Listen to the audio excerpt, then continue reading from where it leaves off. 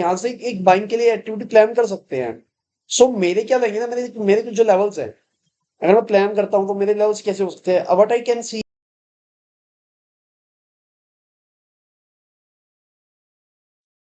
So hello guys, कैसे हैं आप सब लोग। सो गाइस, कल ना मैंने एक वीडियो अपलोड की थी जो मैंने इन्फोसिस स्टॉक एनालिसिस पे थी, जिसमें हमने इन्फोसिस का काफी डिटेल्ड एनालिसिस किया था।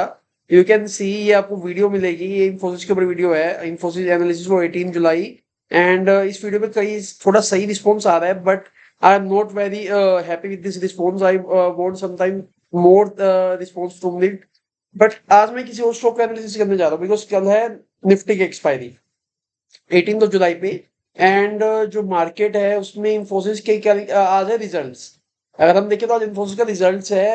आई थिंक मैंने ये न्यूज सुन लिया, इंफोसिस इंफोसिस रिजल्ट में सर्च करूंगा, रिजल्ट डेट। तो something Infosys result date, result what is the time, 3 15 18 July. आज इंफोसिस का रिजल्ट है, उसके बाद क्या होगा, उसके बाद कल मार्केट में निफ्टी में मूव मिलेगा। बट अब हमें ये जानना है कि हमने रिलायंस के बारे में एनालिसिस किया हुआ है, रिलायंस अपने सपोर्ट पे, इन्फोसिस का हमने एनालिसिस कर लिया। देन अब इससे बड़ा कंपोनेंट कौन सा है जिसका हम एनालिसिस करें और हमें कुछ आइडिया मिले मार्केट का। सो इसलिए ना गाइस, मैं कोई स्टॉक देखूं, जैसे एचडीएफसी बैंक है, बट इसका भी अभी हमने हाल में एनालिसिस किया था एंड ये साइडवेज ही है। एंड उसके बाद एचडीएफसी के बाद हम या तो एचडीएफसी करेंगे आज, या फिर हम एसबीआई कर सकते हैं।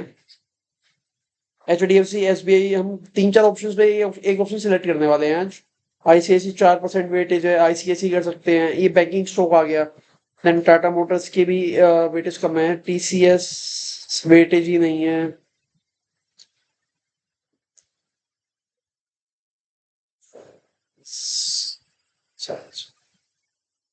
ऊपर बोल दीजिए। सो गाइस, ये ना हमें कुछ स्टॉक्स पसंद किए हैं जिसके ना वेटेज, जैसे एचडीएफसी बैंक हो गया, आईसीआईसी हो गया, एसबीआई हो गया, टीसीएस हो गया। ठीक है, ये चार स्टॉक्स है। पर ना कल बात हम करें तो कल है निफ्टी की एक्सपायरी, जिसमें रिलायंस वर्क करेगा, और इंफोसिस वर्क करेगा और टीसीएस वर्क करेगा, क्यों टीसीएस की भी 6% 7% वेटेज है, जो एचडीएफसी से ज्यादा है। सो इसलिए ना आज हम टीसीएस का एनालिसिस करने जा रहे हैं, डिटेल एनालिसिस करेंगे इसका। जस्ट बिकॉज में क्या रीजन है इसके, इसके रीजन ये हैं कि टीसीएस जो है ना अपने ऑल टाइम हाई के नियर बाय ट्रेड कर रहा है। ऑल टाइम हाई के नियर बाय ट्रेड कर रहा है। ये देखिए हमने कहाँ इसका एनालिसिस कर रहे थे और देखिए कहाँ से कहाँ पहुंच गया है। हमारा एक ट्रेड यहाँ पे एंटर हुआ था, हमारा ट्रेड अगर 24 जून को, 24 जून, आई थिंक 24 जून ही है शायद, हाँ 24 जून को हमने इसमें एंट्री बनाई होती है, और अगर हम प्लान करें यहाँ तक, ठीक है, तब मार्केट 3800 रुपए पे थी टीसीएस की। एंड फ्रॉम दैट टाइम अगर मैं इस ट्रेड को होल्ड करता, आई थिंक एक महीना भी नहीं हुआ अभी, मैं इसे, ये देखिए मैं इसे होल्ड करता हूँ, मैंने इसे बाय किया, मैं इसे होल्ड करता। सो what I get almost 11% of my invested amount in just few months. I think कितने डेज हैं, मैं ये भी चेकआउट कर सकता हूँ।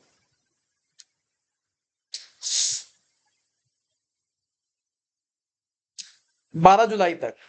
सो अब आप समझ सकते हैं कि मार्केट में इन्वेस्टिंग की क्या वैल्यू है। इसलिए मैं इसमें मैक्सिमम वीडियोस होते हैं ट्रेडिंग के नहीं डालता, मैं ट्रेड करता जरूर, पर मैं इन्वेस्टिंग की वीडियोस ही डालता हूँ।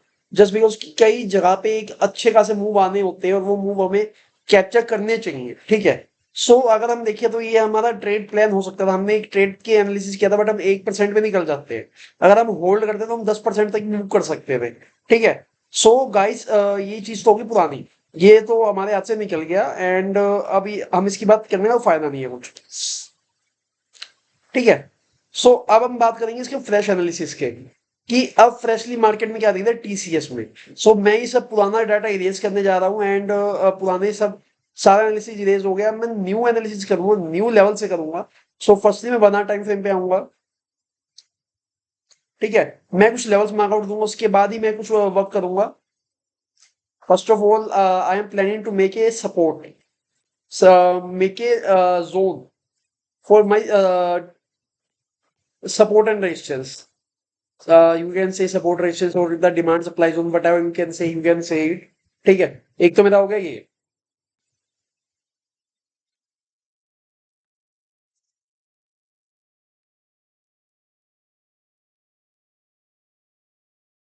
ज्यादा एक ये हो गया, ठीक है। Now what I am seeing here, ये 1 आवर टाइम फ्रेम का चार्ट है गाइस। ये देखिए ये अगर मैं प्लान करूँ तो कितने परसेंट है ये यहाँ से यहाँ तक।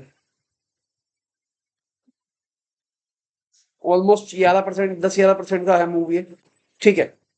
ये क्या आ गया? ठीक है। सो what I am planning here. अब मुझे यहाँ पे क्या दिया, टीसीएस में क्या मूव आ सकता है, टीसीएस में क्या दिख सकता है। ठीक है। तो अगर मैं बात करूं यहाँ टीसीएस में, हमें इन्फोसिस के अगर रिजल्ट मिलेगा, टीसीएस हमारा है, रिलायंस हमारे सपोर्ट पे चल रहा है, जहां हमें बाय कर सकते हैं। वैसे तो रिलायंस और नीचे गिर सकता है, बट एक मिड लेवल रेंज पे खड़ा है रिलायंस अभी। सो गाइस ये 1 आवर टाइम फ्रेम का जब चार्ट है ना, जब मैं इसे स्टडी करता हूँ तो मुझे इसमें दो ट्रेंड लाइन दिख रही है। ठीक है। मैं उसे ड्रॉ करने की ट्राई करूंगा समथिंग यहाँ पे। So now you can check. ये 1 आवर टाइम फ्रेम के चार्ट है जिसपे आपको बड़ा एनालिसिस देखने मिल रहा है। ये आपको स्मॉल एनालिसिस स्केल में 5 मिनट टाइम फ्रेम पे भी स्टडी करने वाला हूँ। ठीक है। तो गाइस यहाँ पे ना एक सपोर्ट था। ठीक है। इस सपोर्ट के साथ एक ट्रायंगल पैटर्न बनता हुआ था, काफी लंबे टाइम से बन रहा था, और मार्केट फॉल कर रही थी। इसके बाद से लगा मार्केट ने इसके फुल ब्रेकआउट में एक सडन बढ़िया मूव दिया।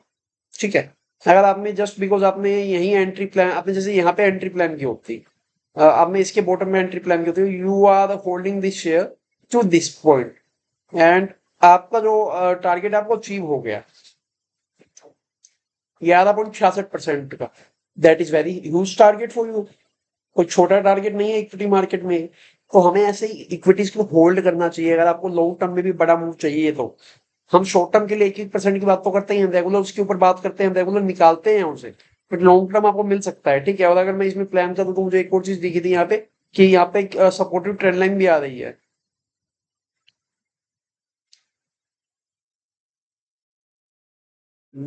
ये कुछ यहाँ ज्वाइन होगा। यप। ये देखिए। तो इससे भी मुझे कंफर्मेशन दी, इसका ब्रेकआउट आते ही एक बड़ा अच्छा खासा मूव मुझे देखने मिलेगा। अदरवाइज सपोर्ट पे ही घूमता रहता। बट अब हम फ्यूचर की बात करें, फ्यूचर में टीसीएस में क्या मूव आ सकता है। ठीक है। तो मैं इसे 5 मिनट टाइम फ्रेम पे शिफ्ट करूंगा, उससे पहले मैं एक लेवल मार्कआउट दूंगा।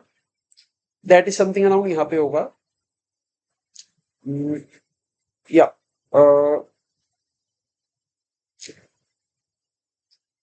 ये वाला टाइम फ्रेम का चार्ट है, इसलिए इसमें जोन्स थोड़े बड़े हैं, बट अब मैं थोड़ा स्मॉल करूंगा कि स्मॉल जोन ही वर्क करते हैं। बड़े जोन्स में हमारा लगभग 1-1.5% के आसपास का तो ऐसे ही मार्केट में फंसा रह जाता है। So now we can check. So what I can see here, मुझे यहाँ पे क्या दिख रहा है टीसीएस में, the one of the major support and resistance, one of the major zone. ठीक है। ये है, और एक trend line.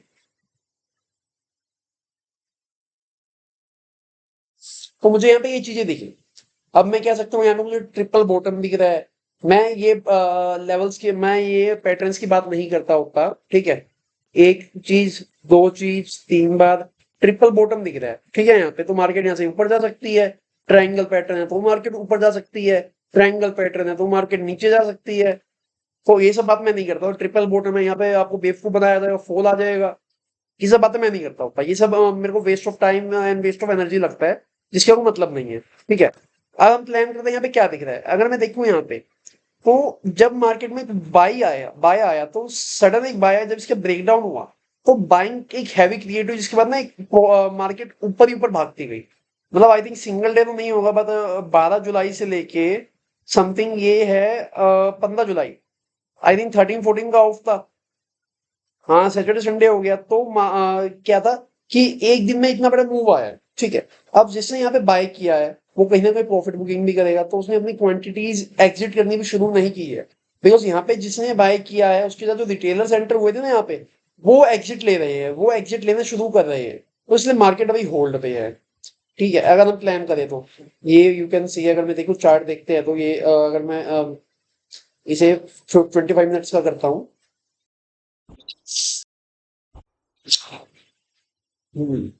But I see but I can see है, मुझे एक और चीज दिखी यहाँ पे। सो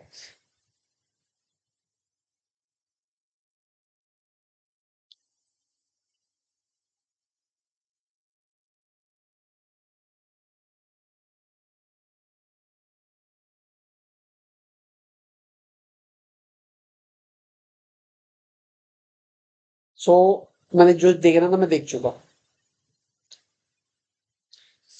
अब हमने 1 आवर टाइम फ्रेम में एनालिसिस कर लिया, अब हम 5 मिनट पे एनालिसिस करने जा रहे हैं। तो अगर मैं देखूं 25 मिनट्स में मुझे क्या दिख रहा है, जो बाइंग हुई है ना उसकी इक्वल टू में सेलिंग अभी आई नहीं है। तो मतलब जिसने यहाँ पे क्वांटिटी एंट्री की है वो अभी बैठा हुआ है यहाँ पे, और वो इक्वल मूव का वेट कर रहा है। तो मतलब उसने क्या किया, उसने हाई बनाया है समथिंग अराउंड 4240 तक का, अभी तक का हाई क्रिएट हुआ है। ठीक है, तो यहाँ पे चांसेस है कि मार्केट जो है 44-45 भी जा सकती है। अगर मैं सेक्टर पी की बात करूँ, सेक्टर पी से हमें समझ आएगा मार्केट में अभी टीसीएस में कुछ चांसेस है ऊपर नीचे, ये नहीं है। टीसीएस का अगर हम देखें तो सेट पी रेशो है 32 का, और जो सेक्टर पी है देखिए यहाँ पे तो नहीं है टीसीएस का sector P, I don't know कहाँ पे है इसका।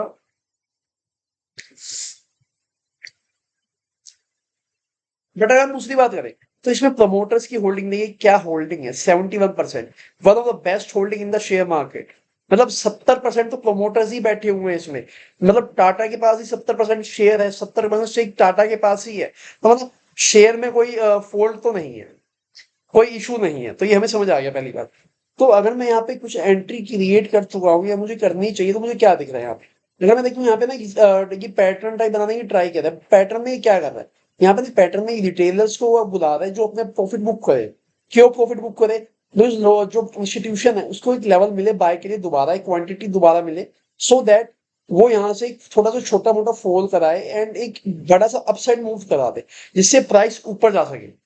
जिससे हमारा प्राइस जो है समथिंग अराउंड अगर हम बात करें तो इजीली 4400 के आसपास जा सकता है। जो मेरा टारगेट रह सकता है 200 को, मतलब 5% के आसपास मान सकते हैं। जो मेरा टारगेट हो सकता है कि अगर मैं प्लान करता हूँ यहाँ पे तो मैं 4400 तक का टारगेट प्लान कर सकता हूँ। This is my target. मैं यहाँ पे लिख रहा हूँ टारगेट। अभी हम सिर्फ फर्स्ट टारगेट की बात कर रहे हैं। ठीक है, अगर थोड़ा सा फॉल आएगा उसके बाद मूव आ सकता है, ठीक है, ये चांसेस है। बट अगर देखा जाए तो नंबर ऑफ सेलर भी बढ़ते जा रहे हैं ऊपर, तो मतलब लोग प्रॉफिट बुकिंग भी कर सकते हैं। लोग ये कर सकते हैं, प्रॉफिट बुकिंग कर सकते हैं। ये 25 मिनट टाइम फ्रेम है गाइस, 5 मिनट नहीं है। 5 मिनट के टाइम फ्रेम पे अभी हम दोबारा बात करेंगे। So just wait for few minutes. ठीक है, और अगर मार्केट में फॉल की स्थिति, फॉल आता है तो फॉल कहाँ तक आएगा, हम एक सपोर्ट की भी बात कर लेते हैं कि हमारा टारगेट तो है हमारा ऊपर तक का, बट हमें क्या बाय इस लेवल पे कर लेना चाहिए या नहीं करना चाहिए। तो ये देखिए, तो what I can see here, I can buy here.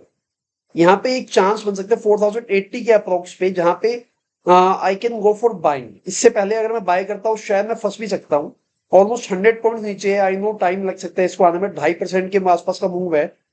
But यहाँ पे क्या है ना, जिन्होंने यहाँ पे एंट्री की है, जिन्होंने यहाँ पे एक बड़ी क्वांटिटी बाय की है, जिसकी मुझे बड़ा मूव आया है, उसको एग्जिट को लेनी पड़ेगी ना एक बार के लिए। उसको कहीं ना कोई प्रॉफिट बुकिंग तो करनी पड़ेगी, तभी तो वो मार्केट में एक और मूव क्रिएट कर सकता है। यू कैन सी यहाँ पे भी एक होल्ड है, मैं तो इसे चेक भी नहीं किया फिर भी मेरे पास आ गया ये।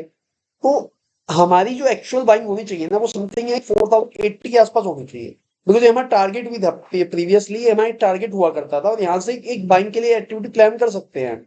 सो मेरे क्या लगेगा ना, मेरे मेरे कुछ जो लेवल्स है, अगर मैं प्लान करता हूँ तो मेरे लेवल्स कैसे हो सकते हैं। What I can see here, मेरी जो एक्चुअल बाइंग होनी चाहिए, लाइक मैंने यहाँ पे सिर्फ 100 शेयर नहीं, 100 नहीं, आज हम 10 की बात करते हैं। मेरे पास सिर्फ 10 शेयर का पैसा है, मेरे पास सिर्फ 44,000, 40,000 रुपए, 41,000 रुपए है, and I want to make it around something. मेरे को बनाना है 44,000 रुपए, 41,000 44,000 रुपए बनाने हैं मेरे को विद इन स्मॉल टाइम।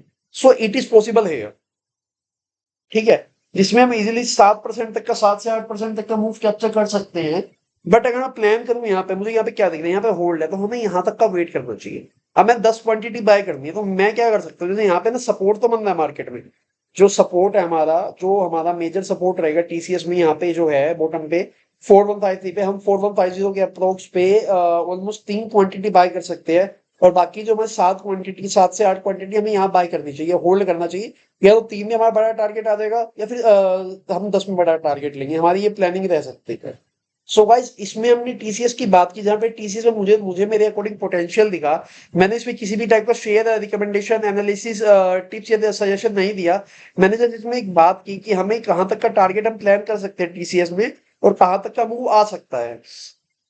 ठीक है, जिसमें मैं हमने मेजर सपोर्ट की बात की, मेजर रेजिस्टेंस की बात की, मेजर मेजर एंट्री की बात की, मेजर सेलिंग की बात की। ठीक है, सो हमें यहाँ पे होल्ड करना चाहिए कि टीसीएस में ये मूव हमें मिल सकता है नहीं मिल सकता। वैसे वैसे तो टीसीएस में चांसेस है कि टीसीएस यहीं से ही एक बाय बैक दिखाए कि टीसीएस में यहाँ पे एक ब्रेकडाउन आए, इसके ऊपर मार्केट है 4185 पे, और 4185 से ही मूव आ जो 4400 तक मार्केट खींच ले। सो देयर आर चांसेस, ये भी चांस हो सकता है।